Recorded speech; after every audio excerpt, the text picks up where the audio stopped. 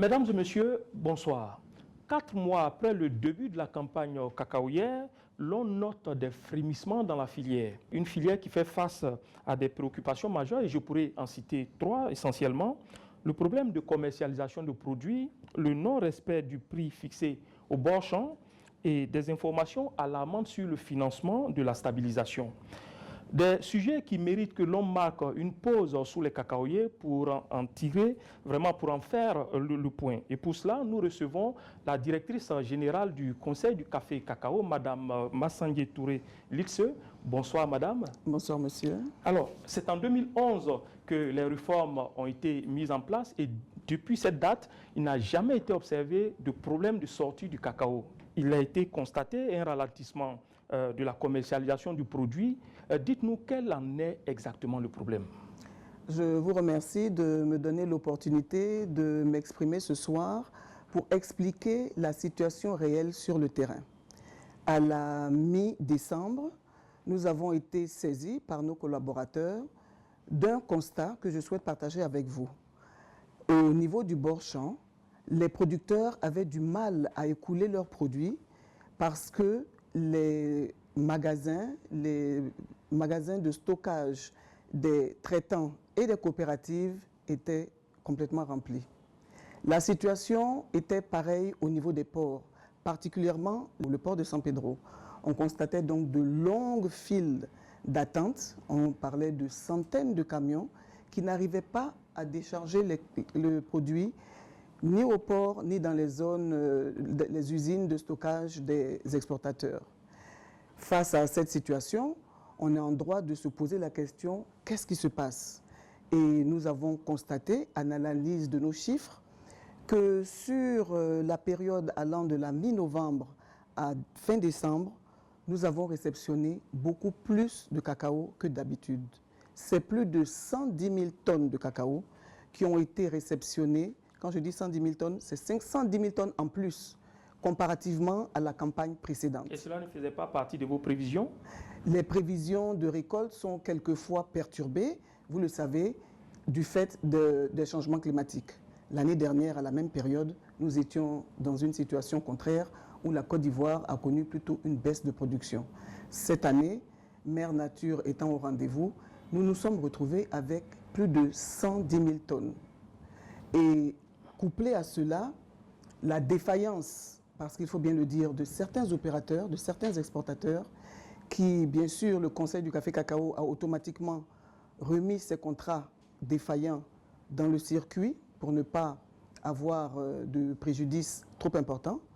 Mais ces exportateurs, n'étant plus à l'achat, on s'est retrouvé dans une situation où on avait beaucoup de cacao et pas suffisamment d'acheteurs. La différence, c'est quoi? Est-ce que vous pouvez préciser? Est-ce que volontairement, les exportateurs se sont retirés du marché ou structurellement, sur le plan opérationnel, ils n'étaient pas en capacité donc d'acheter le produit?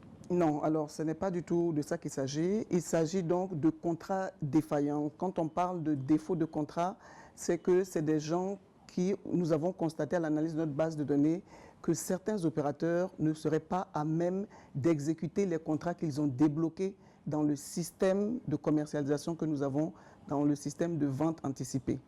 Donc, ces opérateurs ayant fait défaut, nous avons été obligés de replacer ces contrats, mais bien sûr, ces personnes-là ne peuvent plus acheter de cacao. Pas qu'ils n'ont pas les moyens financiers, mais certainement que n'ayant plus en face des acheteurs, ils ne peuvent pas donc s'exécuter, en tout cas acheter du cacao. Alors, donc ça fait des acheteurs en moins et la pression avec beaucoup plus de cacao. Donc la pression est sur quelques acheteurs, simplement quelques exportateurs pour enlever ce cacao. Madame la directrice générale, vous avez entrepris une tournée de sensibilisation dans les grandes zones de production, notamment à Soubré, à San Pedro, pour vous enquérir des préoccupations des producteurs. Et parmi ces préoccupations, il y a eu la question du prix. Il a même été annoncé par certaines langues que le prix serait revu à la baisse, alors qu'il avait été fixé à 1 100 francs en octobre 2016. Qu'en est-il exactement? Monsieur, nous avons eu à faire face à des rumeurs et avant même d'aller sur le terrain, nous avons travaillé avec nos partenaires traditionnels que sont les radios locales. pour passer le message, parce qu'il nous revenait de façon systématique que des acheteurs véreux, des personnes mal intentionnées, faisaient donc circuler cette rumeur de baisse du prix en janvier et prenaient donc pour justificatif cette baisse drastique des prix. Je vous ai parlé tantôt d'une baisse de plus de 30% sur les cours mondiaux du cacao. Ce qui influencerait certainement le prix à l'achat. Pas du tout selon les rumeurs.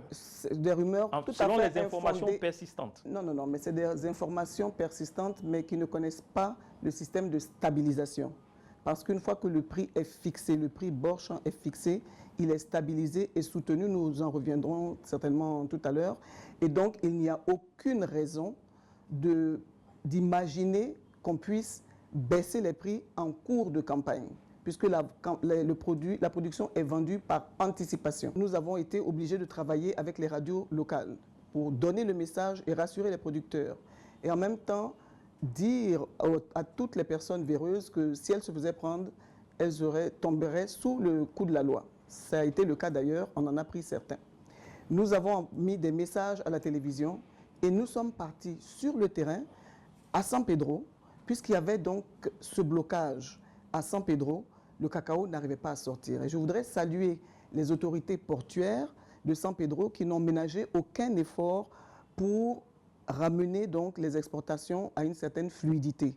C'est ainsi qu'on a constaté pour la première fois en Côte d'Ivoire un navire d'une capacité de 20 500 tonnes qui est venu pour exporter, enlever le cacao qui était stocké. Le port de San Pedro a dédié ces 2 quais en priorité à l'exportation du cacao et les 2 tiers de ces aires de stockage pour le cacao. Donc, vous pouvez rassurer les producteurs sur ce plateau que le prix est maintenu à 1100 francs, en tout cas pour ce qui concerne la campagne actuelle. Merci beaucoup de revenir sur ça et de me permettre d'insister une fois de plus. Le prix Borchamp jusqu'au 31 mars 2017 est bel et bien de 1100 francs. À l'entrée des usines, le prix est de 1180 parce qu'il nous revient que certaines personnes font du chantage aux présidents de coopératives, aux producteurs, en achetant le cacao en dessous des 1180 et en refusant même, pire, de payer le transport alors que nous sommes dans un système de péréquation et que dans la stabilisation, tous les coûts sont remboursés. Madame Touré, vous avez ouvert la porte, je vais vous y suivre. Lorsque vous avez parlé de désengorgement du port de San Pedro, j'imagine que c'est une des réponses que vous apportez aux difficultés de commercialisation de produits. Quelles sont toutes les mesures que l'État prend pour donc résoudre ce problème de commercialisation? Alors, le problème de commercialisation, et je voudrais le répéter, il s'agit d'un ralentissement et non d'une cessation. Vous avez parlé de rumeurs. Avant-hier, les gens nous ont appelés paniqués en nous disant que c'était fini, que tout le monde arrêtait l'achat du cacao. Ce n'est pas vrai. Il s'agit d'un ralentissement qui d'ailleurs est en train de se résorber. Des mesures exceptionnelles nous ont été accordées pour permettre aux exportateurs d'accélérer le rythme d'achat de cacao physique, d'accélérer le rythme de déchargement, et là je fais un clin d'œil aux producteurs et aux présidents de coopératives, d'accélérer donc le rythme de déchargement de cacao devant les usines des exportateurs. Et quand est-ce qu'on pourrait sentir cela sur le terrain? Je suis sûr que les premiers effets se feront sentir dès demain et même avant la fin de la semaine prochaine, les choses seront rétablies. D'accord. Alors, il nous revient aussi que certains exportateurs ont des inquiétudes quant à la capacité du Conseil du café cacao à faire face à la facture de soutien. Alors, question, avez-vous suffisamment de ressources pour stabiliser la filière? Je voudrais affirmer que le Conseil du café cacao a les ressources nécessaires pour faire face à toutes les factures de soutien. Je voudrais rassurer les Ivoiriens que le fonds de réserve est bel et bien logé à la BCAO dans un compte séquestre et qu'il est alimenté régulièrement. Aux Ivoiriens, le compte séquestre, c'est quoi?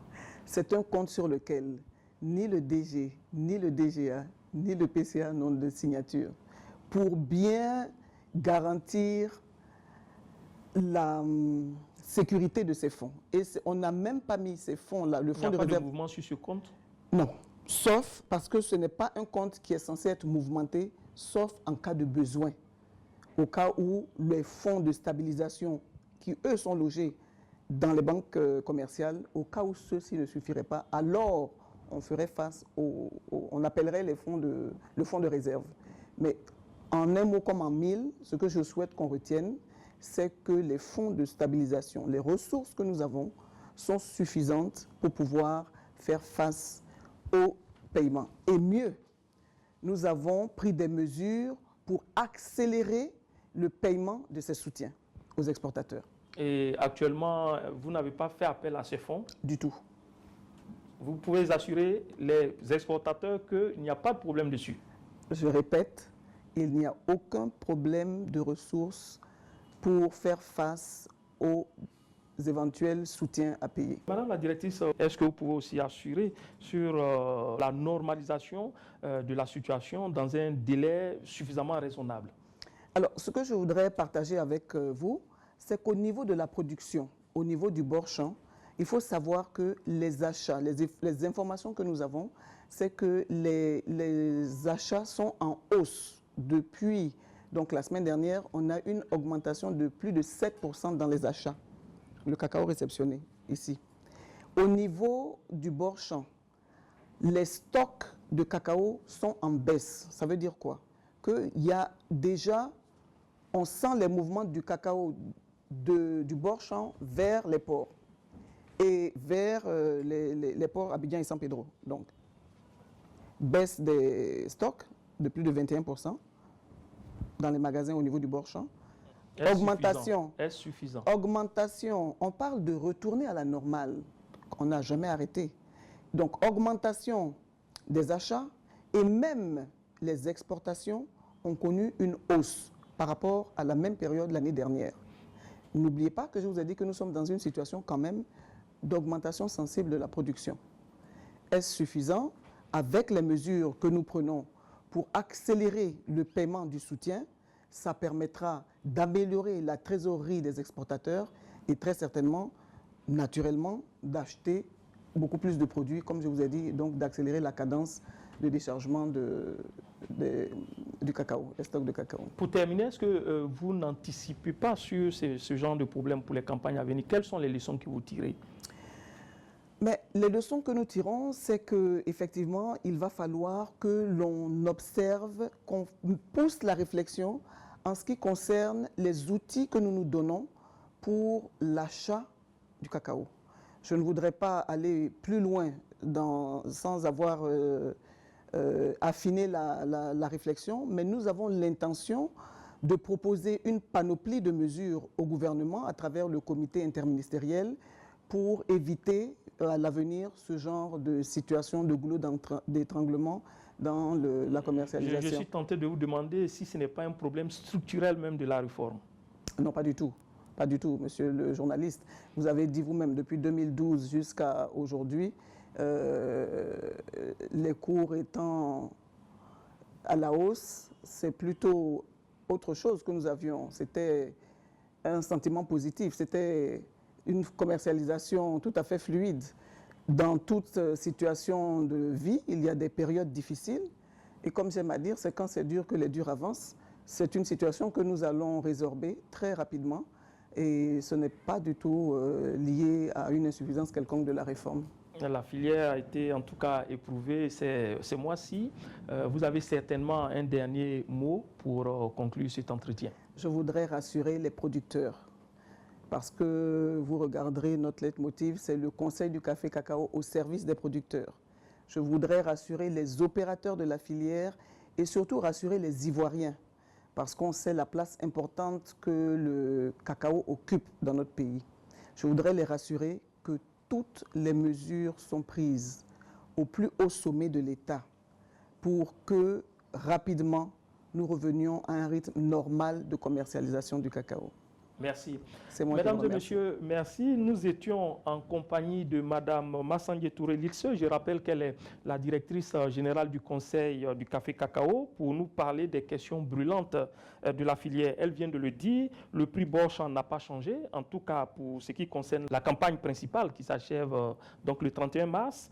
Et le fonds dispose de suffisamment de ressources pour faire face à la stabilisation des prix. Cette émission a été réalisée par Kofi Sakra sous la coordination de Noël Nyagno. J'ai eu du plaisir à la présenter. Restez sur la chaîne qui rassemble et à bientôt.